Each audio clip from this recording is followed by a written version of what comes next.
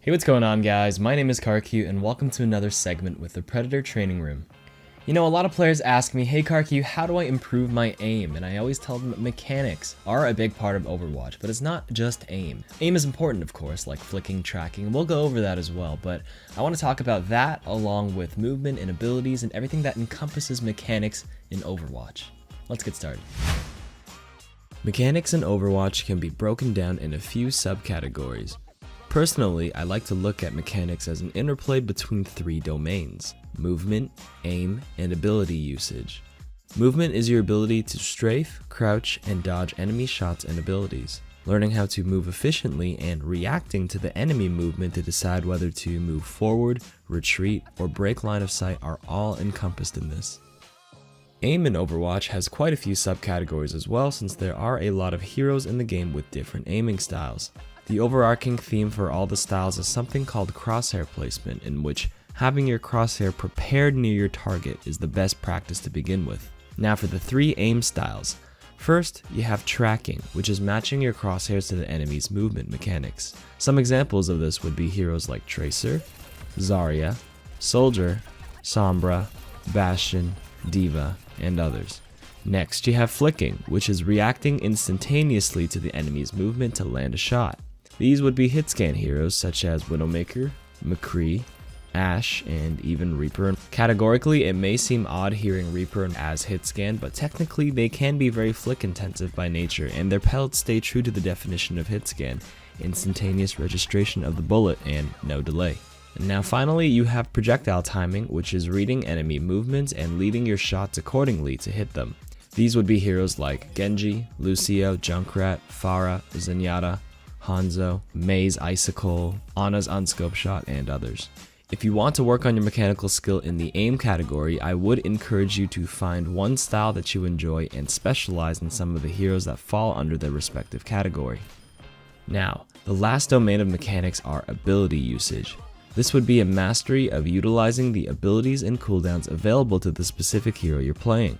Some examples include animation cancelling with Doomfist or Genji, or managing your blink cooldowns on Tracer, and perhaps understanding how to use your leaps efficiently on Winston with its resets. Now that you have a general overview of mechanics, you can see how some heroes require mastery in one or even all three domains of mechanics. An example of a one mechanic domain hero is Widowmaker, because she doesn't require much movement aside from very minor strafing or crouching if in a 1v1, and nothing much with her abilities, as she really only has grapple and a venom mine. Her value is all bundled up in her mechanical aim and the flicking style. If we look at a hero like Winston, your movement does need to be refined in order to dance in and out of your bubbles and understand how to control your movements when combined with ability management in leaps and primal rage. He does not require much aim since his Tesla cannon is very forgiving, and thus he requires strengths in two domains. An example of a three domain hero is Tracer.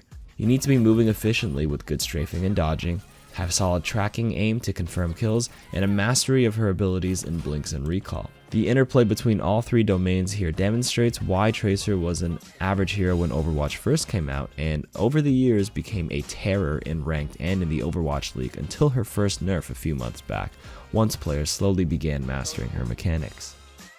So with this information, how do you approach improving your mechanics? The answer is deliberate practice in custom games. Here's a custom game mode that I made to exclusively work on your aim. You can copy the settings here. So head on over to custom game, set 6 enemy Lucio bots on hard to team 2, and go to the settings. Swap respawn timers to 0 so the bots come back immediately. Then choose any map you'd like. I personally like King's Row. Then go to the Heroes tab, and under Team 1, which would be your team, I make sure I have no cooldowns, ultimate sliders to the maximum, receive damage to 10%, health up to 500%, and unlimited ammo. Then I head on over to Lucio, pick Team 2, which would be his team, keep his health at default, and turn off all abilities so he cannot damage me back. Now this custom game setup works for almost every hero in order to refine their mechanics, because now you get to deliberately focus on each skill. The way players can improve now is to take things one step at a time, or whatever you're not comfortable with. Starting out, I would advise standing still and working on aim alone. Then once you're comfortable with that, integrate your own personal movement while aiming to get both those domains down.